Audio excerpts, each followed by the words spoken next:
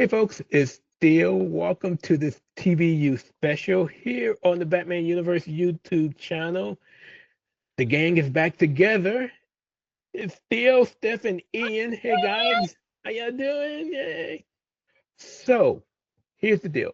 A week or so ago, right around the time I was getting back from the craziness that is San Diego Comic-Con, got an email from DC, and they have given some of the press copies of Batman 1 and 2, which is the beginning of the new run from writer Matt Fraction with art from Jorge Jimenez, and they really wanted to get our thoughts on it. So I asked Ian and Steph to give me, to take a read and for us to get together to give our thoughts.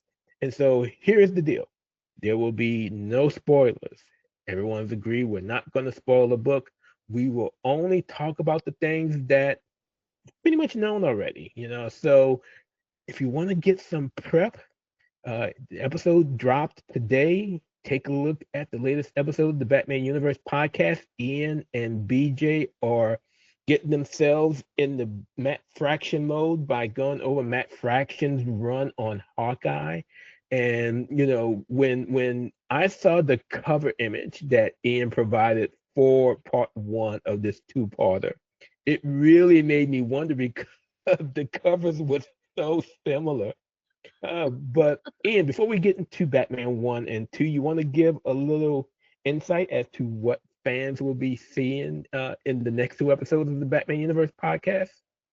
Yeah, so the way that Matt Fraction's been talking about Batman really reminds me of his Hawkeye run because he talks about how each each issue is like a mini story and it builds into a bigger story, and he's really going to be superhero focused.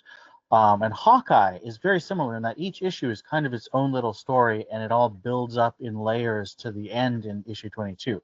So I decided to, with BJ, read the whole run and talk about what we thought might be transferable from what he does with Hawkeye to what he wants to do with Batman. Now, we recorded this before we read these issues, so it wasn't necessarily something that we were like going to spoil, but um, we're just going through it. And the cover that I made is a split of Hawkeye #1 and Batman #1. The same artist who did Hawkeye is actually doing a variant cover for Batman, which is why I did them side by side. And then I did the same thing for the second one with the second cover. Yeah, I mean, and again, you look at it, it looks like the Batman could be an homage of sorts to that Hawkeye cover. So I was really shocked, but pleasantly shocked when Ian sent it to me. So good job on putting that together. I never would have thought of that. So since we're talking about art, let's get into Batman #1 and 2 by Matt Fraction and Jorge Jimenez, and let's talk about what we know already, the art. I mean, Jorge Jimenez has now survived three different Batman writers, and he returns now with Matt Fraction.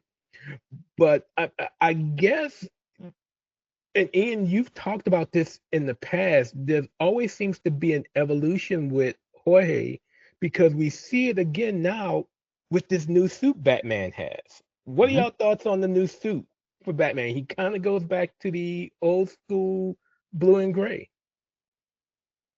I think it's really bold and it's good because it will be really memorable. Hopefully, this really takes off and people remember it in a way that's similar to the way they remember how Jim Lee's Hush designed revitalized Batman and still is kind of the default for a lot of Batman art. Steph? Um, I hardly noticed, but now that you said it, yes, it's very blue and very good. Like I don't know, I guess that's to say it wasn't off-putting. I guess.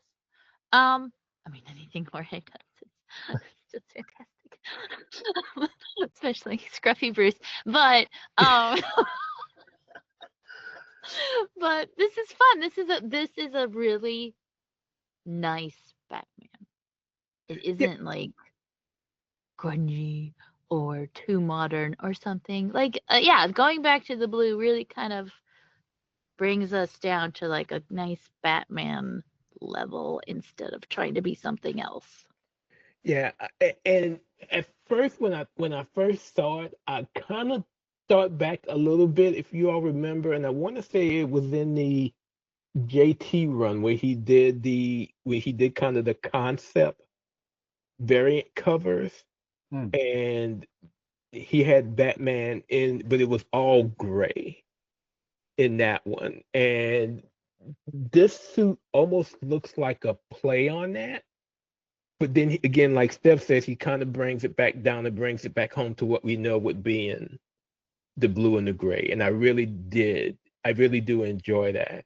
And again, Ian said it many times. When you look at Jorge's work over the years, he really continues to evolve in his style. And that is a sign of a great artist. And I really do, I really enjoyed seeing that.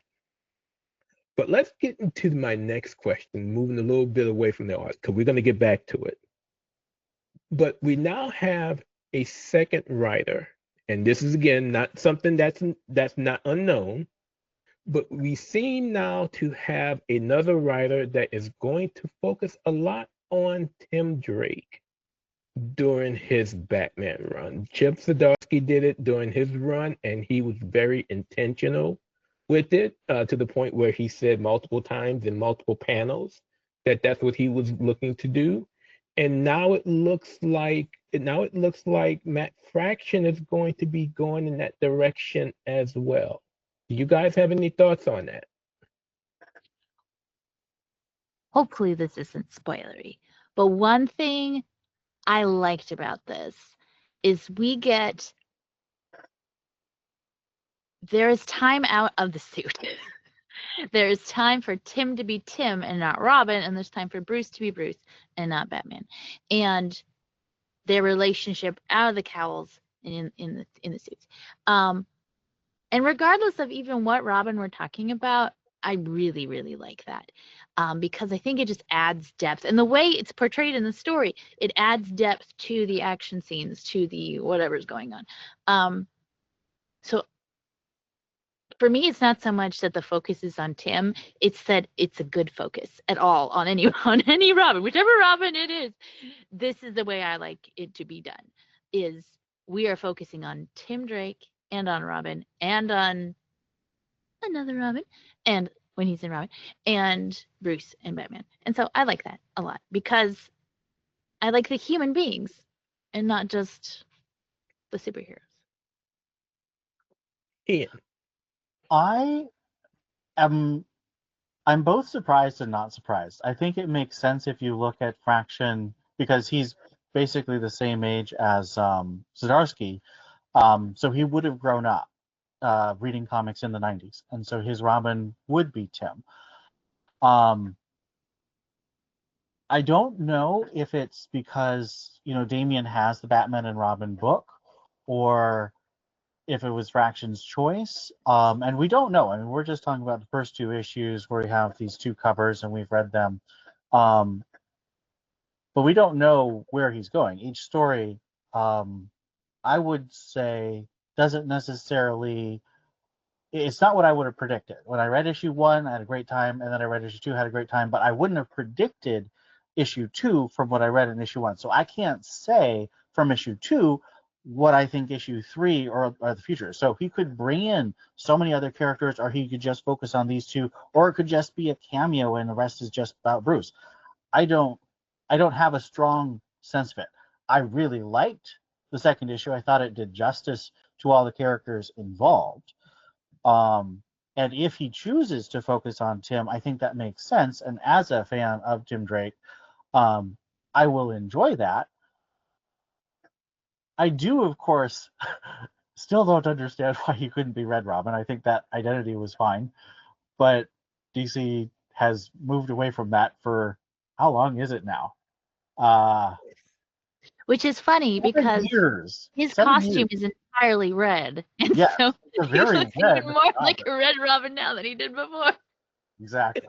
And so since we mentioned the costume, Steph and I, we not too long ago did the recording of the latest comic podcast, and we talked about at the end of Batman and Robin, we get the reveal of Damian's new costume, which is kind of old. He's going back to the red and green, but yet it it looks somewhat similar to Tim's costume as well as we see on the covers and as we read the issue.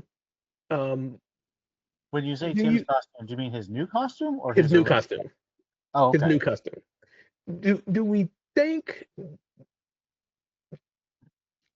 Do we think this will add to the, I'll just say, the battle that has always existed between fans who see Tim as their Robin and those who are fans of Damian?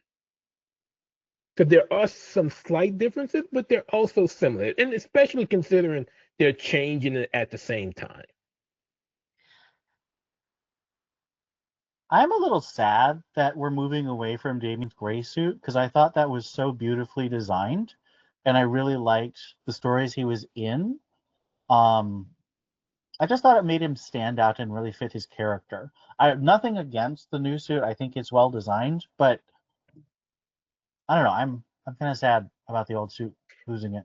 Yeah, I kind of mentioned to Steph that it has finally started to grow on me. I was always a fan of the OG baggy with the hood medieval costume that he originally wore, going all the way back to Super Sons and Teen Titans. And the red and gray had started to grow on me. It finally started to grow on me. And now we get this. Now I have to start over again because it's a completely different design, um, with a few tailbacks, again going back to the red and green, but doing it at the same time as Tim.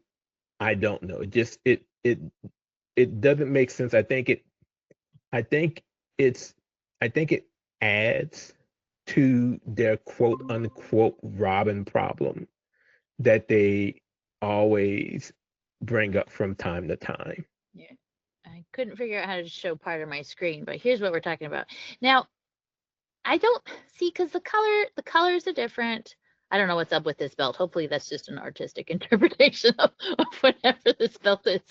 But look, he's still gonna have kind of a bigger cape, and he's got green, and Tim doesn't, and he's got a less gothic cape. As far as the costume goes, I don't think we're gonna get confused. Plus, Damien is shorter, and Tim's got the bow staff. Damien hasn't had a sword in a while.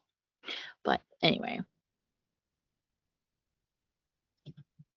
Yeah, I just I sometimes I think change for the sake of change is not always the best. Yeah, I agree. Especially when it comes so close. Like Damien's new costume was a fairly new thing.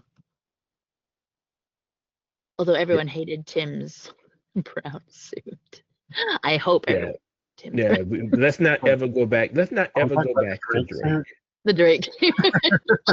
Let's not ever go back to the Drake suit. You know what makes great secret identity? Using your last name as your secret identity. World's greatest detective. It works for Grayson. That was the title of his comic. He didn't go by that. Yeah, he went by Agent 37. 37. Yeah. I even have So ID card right here.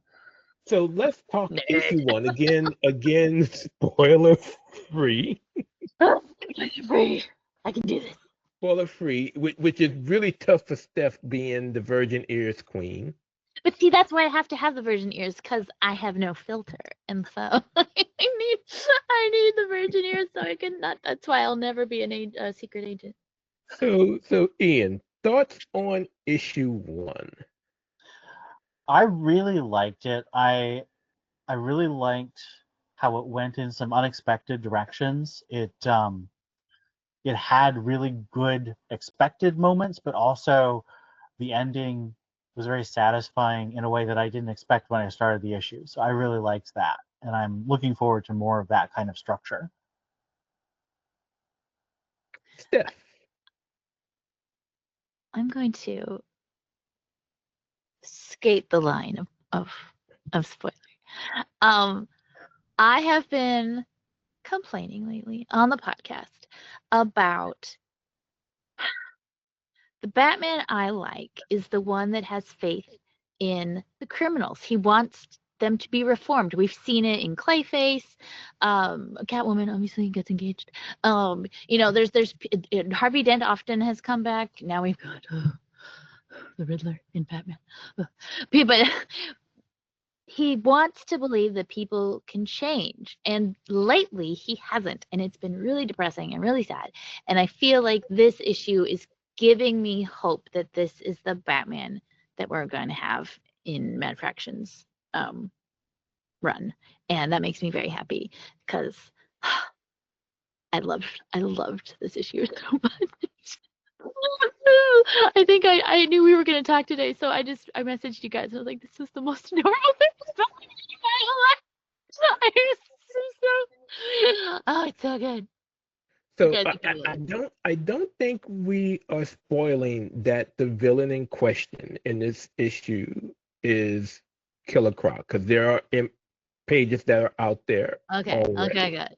Okay. So Croc has always been one of those. He has always been one of those, for me, anti-heroes. He's probably the most anti-hero of the rogues gallery. We've seen him, whether it was with Gotham City Monsters and so many other. I mean, even in Poison Ivy, he's Gotham Academy. yeah. I mean, he has always been he has always been more of a anti-hero to me, because it was always in his mind what was best for him, and sometimes what was best for him was to be the good guy. And so, to not spoil what happens in this issue, but we see not necessarily a redemption arc, but we see that side of Croc that has always made him a character that we can sympathize with and we can be empathetic towards. And that's what I enjoyed about this issue also, because we have a Batman, who, after all he's been going through with all these different runs, is just ready to go punch, punch, punch, especially knowing that Vandal Savage is still running GCPD, and yet we get to a point to where he gets to Croc, and we get a sequence that's not really expected, because of who Croc has become as a character in this story. And so that's what I enjoyed about this first issue as well. Ian, your thoughts on Croc? Steph gave her thoughts already. What are your thoughts after issue 1? I am really curious because, as we know from the preview pages, it starts in Arkham Tower. The mystery starts in Arkham Tower. And so we have this new character who's very convinced about rehabilitation. And I'm very curious to see how that plays out as the stories start to layer on top of each other. Because there is so much going on. We've got Vandal Savage, as you said. We've got Jim Gordon trying to work his way back up as a cop. We've got these new characters. We've got Arkham Tower. We've got the various Bat family members and what their status is. And we have Bruce, of course, with his struggling, as usual. I mean, Batman's a tormented character. So there's a lot to dig into, and Fraction's taking 2 or 3 things at a time, I think, and trying to weave them together elegantly. And I'd say that the way he weaves Croc in is, I mean, we've said it, and we're gonna have to keep saying it because it's a really good way to describe it. It's unexpected. It's not what I would have predicted from the beginning of the story. So I am looking forward. I hope there seems to be hints to me that there's more to Croc's story. So we will be seeing him again, hopefully.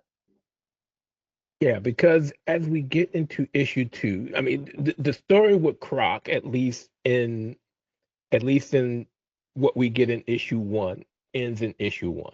Mhm. And I don't think it would spoil too much to say it's somewhat of a happy ending, somewhat, considering the state Croc is in, again, based on the preview pages.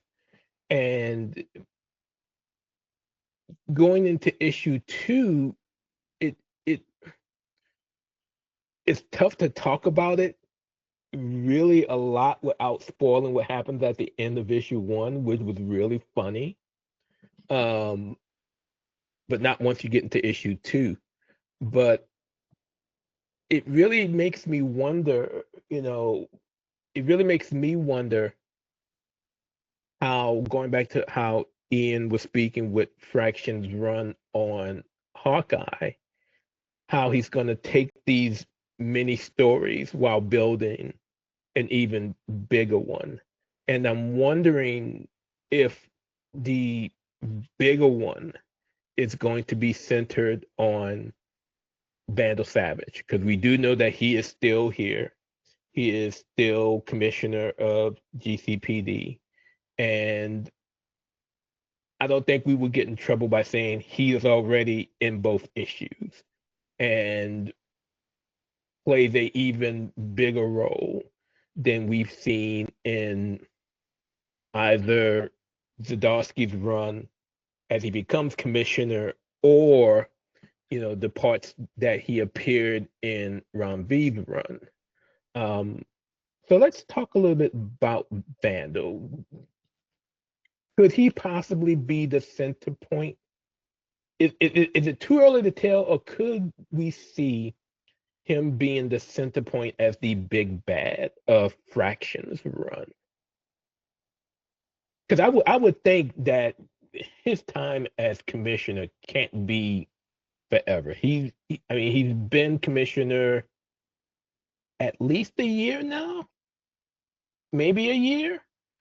So at some point, the clock has to strike zero for Savage. I kind of hope that he'll be more of like a run up to the big boss. I don't feel he kind of has that name brand energy that would make a great Batman big boss. Um, so I kind of hope he's working for someone who'd be revealed that Batman can take on. But I don't know if I'd be super upset if I'm wrong and it turns out he is the main villain. Yeah, same. Because I feel like, yes, he may not have like big boss energy or whatever, but I mean, if you think about it, like I actually kind of forgot he was even in this. Like I went back because it's the effects of what he's doing that are so scary. It's not necessarily, oh, it's Vandal Savage. He could be anybody giving the same commands and causing the same havoc. Mhm. So it's just the fact that he's immortal. Yeah, he's Can't not like shoot the him in the world. head. He's not like a great fighter or something like Yeah, physically amazing. he just doesn't die. He's like a cockroach. So And see, for me,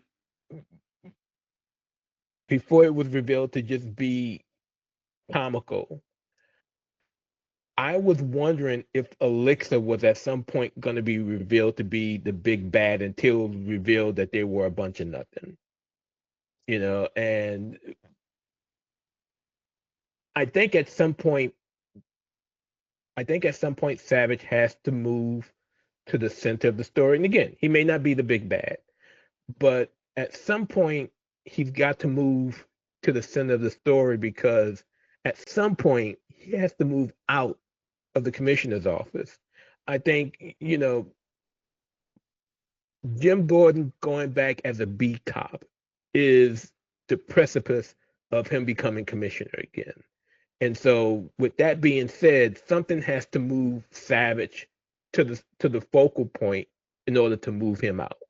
And so maybe this run does it in some way, because it can't last forever. I mean, even though Vandal can, he can't be commissioner forever. No, I agree completely. I just kind of hope it'll be like maybe year one, and then year two is like a bigger villain. You know what I'm saying? I'm kind of Gotcha. glad you mentioned Tech and Elixir, because I don't understand why this is a number one. Like, it just picks up right off where everything else is. Well, Like, Fraction has said it wasn't originally. He recently said Yeah, originally he was going to write like 170 something, and then they said and it's going to be a new number one. He's like, oh dear. yeah. No, that was a DC editorial decision. Where they feel a number one will be a good starting point to get new readers. whereas they went the opposite direction with Tech, Well, and they went back to the original number. well, I've never been a fan of that idea. I think if you set clear jumping on points, I mean, you can even, I mean, even the solicit say, or they will say on the cover, the start of a new arc or the start of a new story. That'll be just as good of a way to get new readers if that's what you're going to do, when you do this, than to just start a then to start a new series, a new volume, because that could lead to a conundrum that we kind of had a few years ago when we was trying to figure out what legacy number Batman is actually on. And there was a discussion whether or not you count this issue or that issue, blah blah blah blah blah. And I think when you keep redoing these relaunches, it just adds to that. I mean, Marvel is infamous for it. DC is not as bad. Marvel will relaunch a series in the same year and not worry about it. And so, I mean, because I want to say last year before, they had a Fantastic Four number one, and they just started a new Fantastic Four number one. And so it's just, I'm I'm I'm not a fan of it, considering we have a podcast that's in season 17, episode 15, where we still have our legacy numbers. But yeah, I'm not crazy about that. I will say, for someone like me, like, I started listening to the podcast, whatever. But I listened, and I mean, I started with Batman number one with Tom King, and that was a nice. But I feel like, though, that was such a break in the normal, like what had come before. It needed that number one, whereas this doesn't need the new. It literally is just picking up Yeah, where it it left literally. off. Yeah, I was expecting some retcons of some kind, but there's nothing other than Tim is more important now than he was a week ago. But whatever. yeah, Good. I mean, King's run was a clear break from Snyder's. Snyder's was a clear break with regards to New 52. So I could see that. Whereas, like you're saying, it's the following weekend and going from, well, I don't know. Well, so it's a week later if you look at Zadowski and Fraction. I don't even want to talk about Hush 2, because That's an alternate universe. yeah. I mean, the fact that issue number one is going to be out before Hush 2 ends should just, it's almost criminal. Although with the way Hush 2 is going, I'm betting that's how they're gonna get rid of Jason for his own book. But again, that new book might come out Well, Uh, I'm assuming that's what's going to happen. I mean, the way they're writing Jason's leaving at the end of Hush 2. for sure. Jason's going off his own sleazy porn book. Oh, Oh, that's right. It's rated R. it's Oh my rated R. It's gonna be God. so sleazy. I think I might be the only one of the three of us that's really excited for this book. I'm excited. This I'm excited to see how naked everyone gets. I if DC is going to do that, I just hope they learn their lessons from Batman Damned and polybag everything. Yes, but they won't. DC learns nothing. So so final thoughts. If you were to give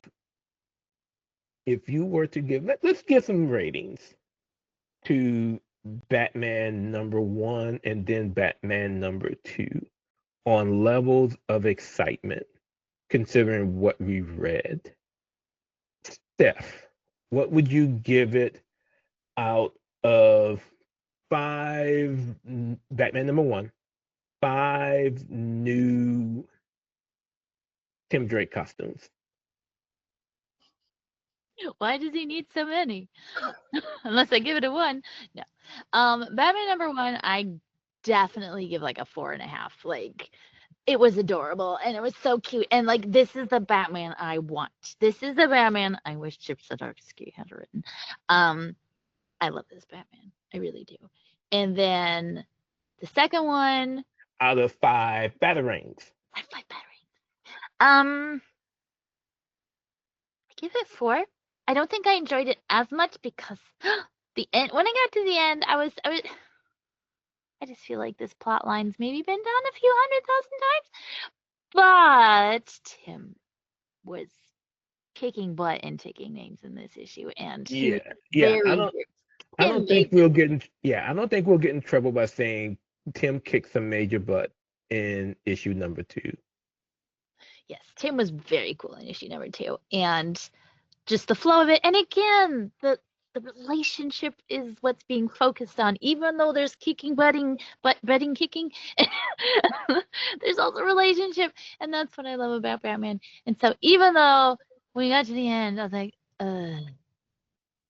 I'm enjoying it. I'm enjoying it very, very much. So 4 for the second one, 4.5 for the first one. Ian. I think I'm gonna give both issues 4. I think both were really well executed. Both make me very interested in what's going to happen next, and both had some good emotions they evoked in the end. So for me, Batman number 1, I will definitely go along with Steph and do a 4.5. I thought it was really, really good. And considering the 2 previous runs, and when I say the 2 previous, I'm speaking of both Push 2 and Zdarsky's run. I think it You is got a very generous curve. but I think it's a very welcome change. I think there were some emotional plot points that Fraction did a hell of a job touching upon, considering everybody's thoughts on Croc and that play and Batman's interaction with it and coming out of it. And I think that was just as perfectly done as possible.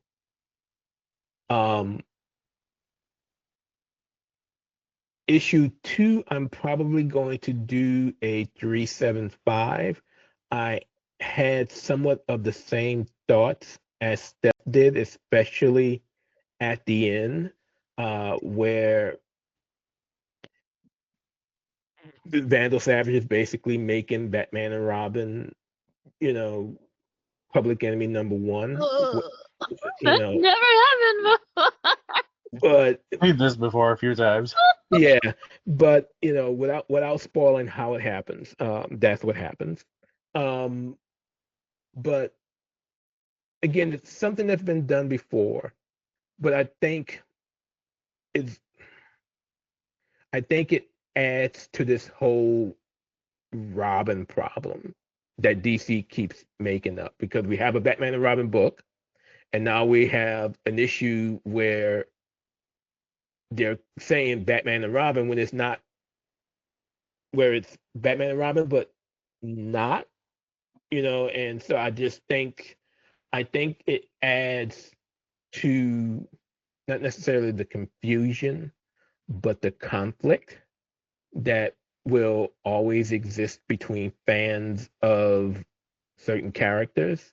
I mean, I was on Reddit earlier today on the Robin subreddit, and there was a question about Tim, and it ended up being, yeah, they need to get rid of the little brat before they make Tim the full time Robin. And I'm just like, there's a way that they can coexist, but I think DC has not done I think DC has not done a great job of allowing them to coexist. Yeah. Now, Like I said, two, for 7 years, DC's created a problem that didn't need to be a problem. yeah. Now, there was a small part in issue number 2 where they were able to coexist, and I thought that was really fun. But then, these constant stories that come up just adds to the conflict. So that's not necessarily Matt Fraction's fault. So Matt, I'm not totally putting that on Editorial you. needs to make a decision. That's the real problem. They're not making decisions. So, but yeah, but it just that, but because it because it occurred within issue 2 is why I'm giving it a lower score than issue number 1. Issue number 1 was just really good, really good, and I think overall I am excited for this run. I think it is definitely a the solicits say it's a bold new era. I think on these 2 issues, it looks like it could be going in that direction, whether it's with the art, because again, you can't go wrong with Jorge, and the way he continues to evolve. I love the new bat suit, and I can't wait to see what else comes from it. Uh, Final thoughts, Steph and Ian, on Matt Fraction, Jorge Jimenez, and Batman issues 1 and 2. I will say Chip started really strong, but that didn't go so well. And I wanted it to go well. But I feel like there's enough depth here. I think I can see his vision, and I am excited for now. DC has raised my hopes and dashed them expertly in the past, but based on solely on these 2 issues, I'm very excited. Well, the way Fraction and the way Zdarsky have talked about their runs is different. And I feel like I'm a little more positive on Zdarsky's run overall than a lot of people. But I do think that it mostly represents an ultimate failure to take advantage of the potential that it could have been. The way Fraction's talking about the run, he talks about how he's made a map of Gotham City and he has the flavor of every neighborhood. He and Jorge are making variant covers where they deal with the tech of Batman's gadgets. And he had this great interview with Aspiring Kryptonian where he talks about, I know what's in every single one of Batman's belt pouches. And that's the kind of thing that makes me feel like this is a special run. This is a run that's more than just, I have a cool idea. This is lived in Gotham where we can feel like there's depth behind every page. It's not just about splash pages and kind of cool retcon ideas, which is kind of what Zdarsky's run was built on, is these kind of retcon ideas from the past, giving a modern spin on them. I feel like the structural work that we're seeing in these first 2 issues, where each one's kind of self-contained, and just the depth of thought that he's putting into the run, I'm hoping is a more solid foundation for a multi-year run. I'm hoping for 4 to 5 years. because I'd like some real solidity, but that's of course up to editorial. You have wanted 4 or 5 year runs for the previous few writers, Yes, I and have. we've had trouble getting them. So Batman #1 is out on September the 3rd. Batman #2 is out on October the 1st. You can still pre-order Batman #2. I don't believe I think we might already be at final order cutoff for Batman #1, seeing that we're already in August. But you do have time to get your orders in for Batman #2. It is a definite read from all three of us here at the Batman universe. And with that being said, I want to thank the OG for getting back together one more time to talk about our favorite comic book character. So, as always, I want to thank you all for joining us here on the Batman Universe YouTube channel. We will be doing more of these, and especially going into 2025. Steph doesn't know this, but we're going to be doing more video broadcasts. 2026? 2026, yeah, we're already 25. I'm tired, y'all. It's midnight Eastern here, and I should be packing, but we'll be doing more of Central. these. We'll be doing more of these in the future. But I want to thank you all, and as always, that is Steph, that is Ian, I'm Theo, and until next time, as always, be safe on the streets of Gotham.